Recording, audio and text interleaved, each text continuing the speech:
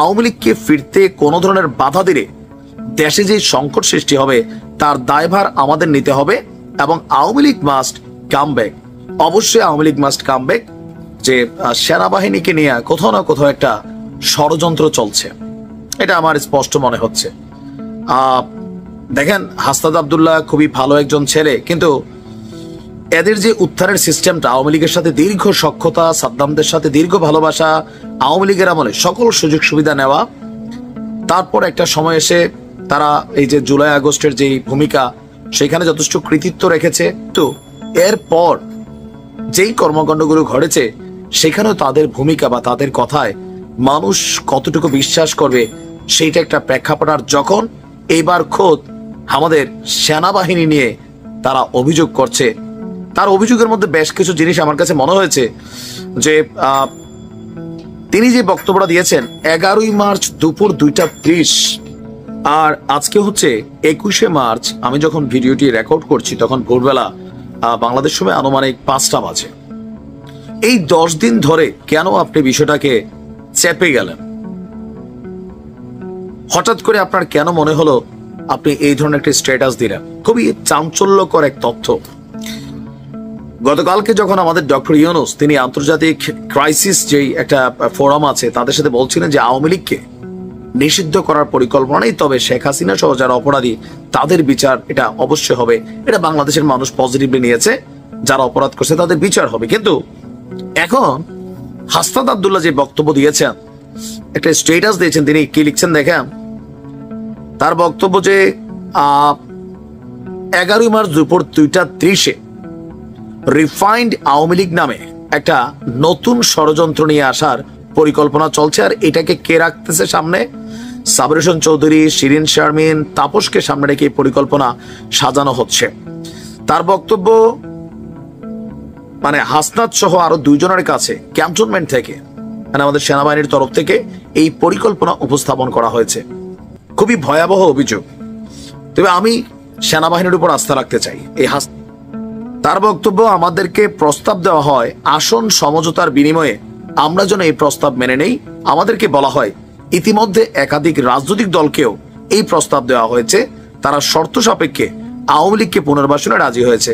তারা এক ঢিলে বিএনপি, সেনাবাহিনী, হয়তো আরো 2-1টা দল, আমি জানি না জামাত নাকি অন্য কেউ, তারা নাকি রাজি হয়ে গেছে। তার বক্তব্যের পরের অংশ যে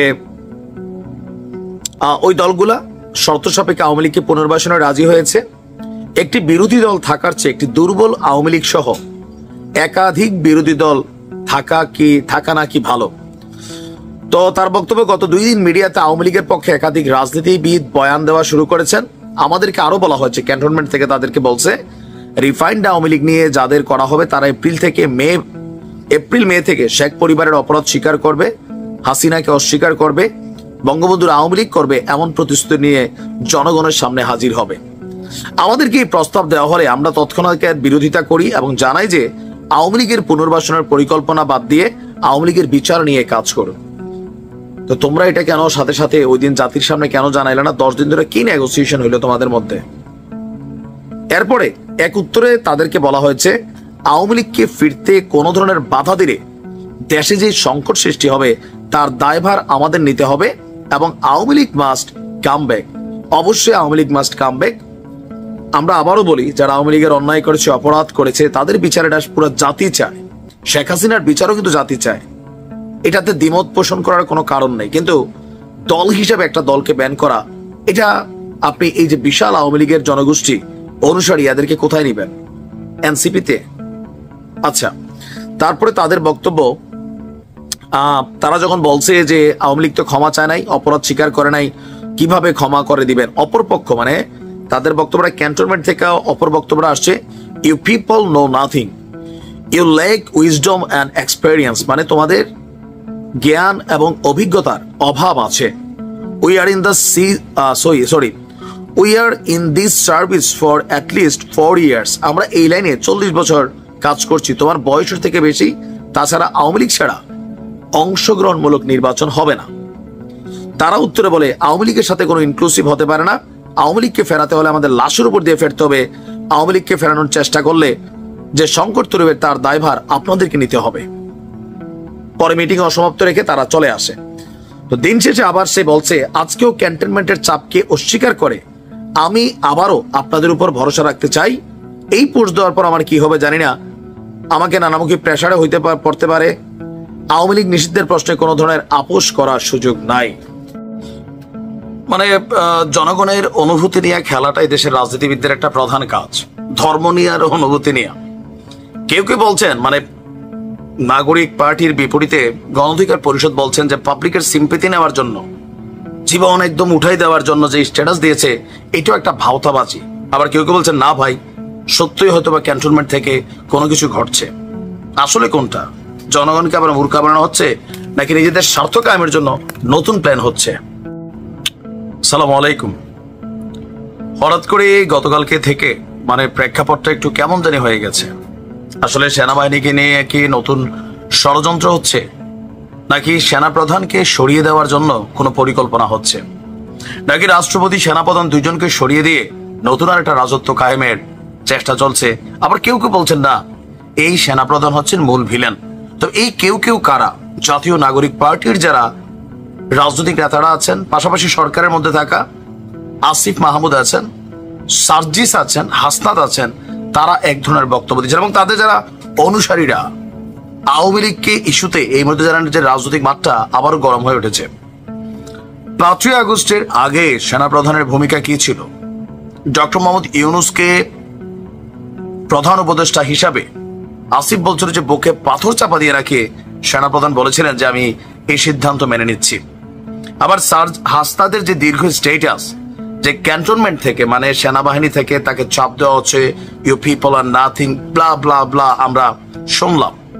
11ই মার্চ থেকে নাকি তাদেরকে চাপ দেওয়া হচ্ছে। তো প্রশ্ন হচ্ছে, আজকে 21শে মার্চ, কেন এতদিন পর্যন্ত আমরা বিষয়টা জানতে পারলাম না?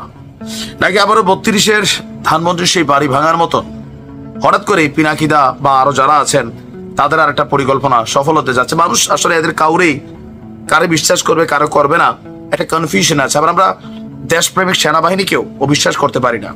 কোন ষড়যন্ত্রের জাল রচিত হচ্ছে?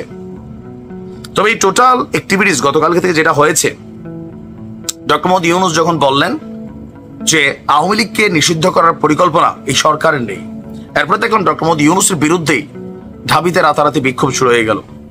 এরপর হাসনাত একটা স্ট্যাটাস দিয়ে বসলো, আর এরপরে দিনভর সেনাপ্রধানকে নিয়ে নানান আলোচনা চলছে। এই হাসনাত সার্জিসদের উপর রাইট নাও বাংলাদেশের অধিকাংশ মানুষের আর বিশ্বাস নাই, কারণ এদের বিভিন্ন কর্মকাণ্ডে এদের যারা অনুসারী বা যাদেরকে দিয়ে এরা বৈষম্য বিরোধী বলেন, এনসিপি বলেন, তারপরে হচ্ছে সমন্বয়ক বলেন, এরা নিজেরা এখন মারামারি করছে, বিভাজিত হয়ে গেছে। রাজনৈতিক দলকে গঠন করতে গিয়ে এদের নানান অ্যাক্টিভিটিস সামনে আসছে। উপদেষ্টা আসিফের নামে সাংবাদিক ইলিয়াস 100 কোটির দুর্নীতির একটা অভিযোগ প্রমাণ তথ্য দিয়ে দিলেন। আরো বাকিদের সম্পর্কে নানান তথ্য আসছে। বন্যার টাকা নিয়ে প্রশ্ন আছে, এদের অ্যাক্টিভিটিস নিয়ে প্রশ্ন আছে, প্রত্যেকটা রাজনৈতিক দলকে নিয়ে প্রশ্ন আছে, এদের ভূমিকা। তো এই যে টোটাল অ্যাক্টিভিটিসে আমরা আসলে কারে বিশ্বাস করবো? জনগণের অনুভূতি নিয়ে মোটামুটি এরা খেলছে ভালোই। আবার জনগণও আওয়ামী লীগের ফেসিজমের বিরুদ্ধে রাজপথে রুখে দাঁড়িয়েছিল, এটাও সত্য। তবে এদের ডাকে হোক, নিজেদের প্রয়োজনে হোক, সময়ের প্রয়োজনে হোক, 5ই আগস্ট একবার ঘটেছে। এখন এই মুহূর্তে পরিবর্তিত যে সিস্টেম, এখানে এসে সেনাপ্রধানের জন্য যেই পরিস্থিতিটা তৈরি করা হচ্ছে, ডক্টর ইউনূস সরকারকে সিদ্ধান্ত নেবেন যে সেনাপ্রধানকে তিনি বরখাস্ত করবেন। ডক্টর ইউনূসের কি ক্ষমতা আছে? নাই। এই ক্ষমতা রাষ্ট্রপতির বরখাস্ত করার জন্য উপদেষ্টা পরিষদ বা আরো যে সিস্টেম আছে সেই সিস্টেম কি কার্যকর হবে? দেশকে যে কে কোথায় নিয়ে যাচ্ছে আমরা আমজনতা বোঝানো বড় কষ্টকর। রাইট নাও এই এনসিপি বলেন, এদের প্রতি জনগণের আস্থা 70% পিপলের নাই। এদের অনুসারীরা ছাড়া, মানে যারা এদের দ্বারা বেনিফিটেড, বিভিন্ন জায়গায় চপ্পল পুরা ঘুরা ছেলেগুলো এখন ধরেন হেলিকপ্টারে চড়ছে, এরকম যারা রাতারাতি বিভিন্ন এলাকায় মোটামুটি সমন্বয়ক হইয়া, বৈষম্য বিরোধী হইয়া টুপাইস কামাচ্ছে, এরা একটা শক্ত অবস্থানে আছে। আবার যারা ভাগে পাচ্ছে না, এরা এদেরকে পাইলে ধোলাইতে ধরছে, রাজনৈতিক দলগুলো এদেরকে প্রতিহত করছে, বিএনপি অবস্থানে স্পষ্ট করছে। সব মিলিয়ে আমরা কাকে বিশ্বাস করব?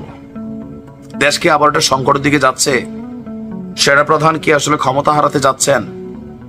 মানে কোথায় কি হচ্ছে নিজেও আসলে কনফিউজড। কারে বিশ্বাস করবেন আপনি?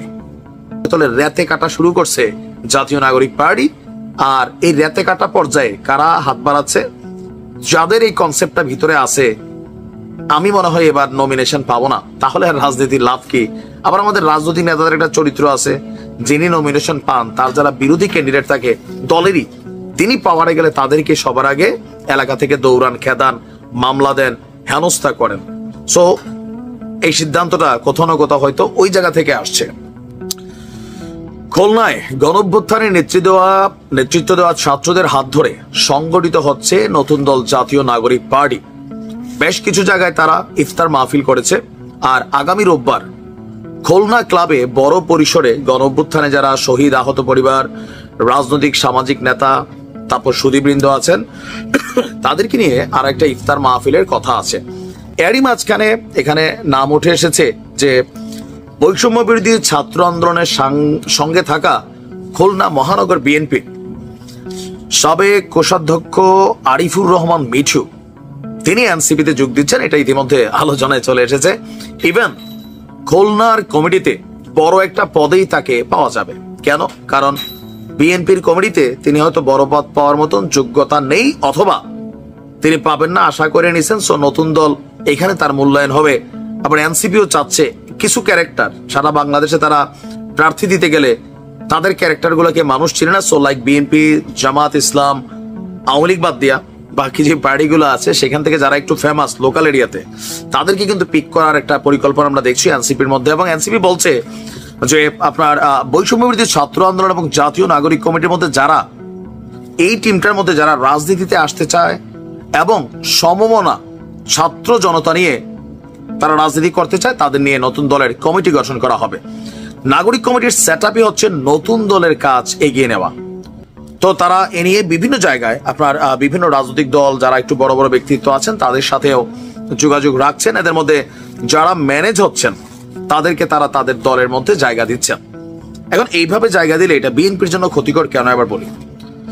ধরেন ওই যে বললাম না, সারা দেশে 350 জনই হবেন বা 330 বা সামহাও 300, এর বাহিরের যে টিমটা, এদের মধ্যে একটা শ্রেণী লোকালে যদি এনসিপিতে চলে যায়, লোকাল মাঠে আপনার একটা বড় ধরনের হাড্ডাহাড্ডি, বিকজ জাতীয় নাগরিক পার্টিকে কিংস পার্টি বলা হচ্ছে।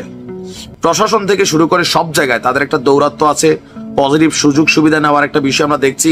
এমন যে নতুন একটা দল আসছে, তারা আর কি বিষয়টা তা না, তাদের কাছে বিএনপি অনেক ক্ষেত্রে অসহায়। আপনি দেখবেন বিএনপি নেতাদের কথাবার্তা অনেক গোছালো, ঘুরে টুরেয়া, তবে তফসিল ঘোষণার পর কি হয় সেটা জানি না, বাট রাইট নাও তো এই চিন্তা থেকে অনেকেই এখানে মুভ করতে পারে যে না, সরকারের সাথে ভালো সম্পর্ক, একটা বিশেষ সুবিধা পাইলেও পাইতে পারে। সামহাও অনেকের মনে অনেক চিন্তা ভাবনা যে কোনো সেটআপও থাকতে পারে নির্বাচন নিয়ে, সো আমরা চলে যাই। আর আমাদের যারা আম জনতা আছি, কর্মী, ভাই দল টল আমরা চাই না। আমরা মনে করি ভাই যেই দল আমি এই দল। আপনি বোঝেন নাই, আমরা ফেসবুকে বাপ ভাইরে নিয়ে সারা জীবনে যতগুলো পোস্ট না দিই, প্রিয় অভিভাবক, আমার গার্জিয়ান, রাজনৈতিক নেতাদেরকে নিয়ে এর থেকে ঘন ঘন পোস্ট দেই। আর দেখেন আপনার ফ্রেন্ড লিস্টে আছে। তো এই মানুষগুলা দল বোঝে না, তারা ভাই বোঝে। এই ভাই বোঝা যে জনতা বিএনপি নির্বাচনে কিছুটা ইফেক্ট পড়বে। দেখা যাক বিএনপি তাদের মাঠ কিভাবে গোছাচ্ছেন। ভালো থাকুন।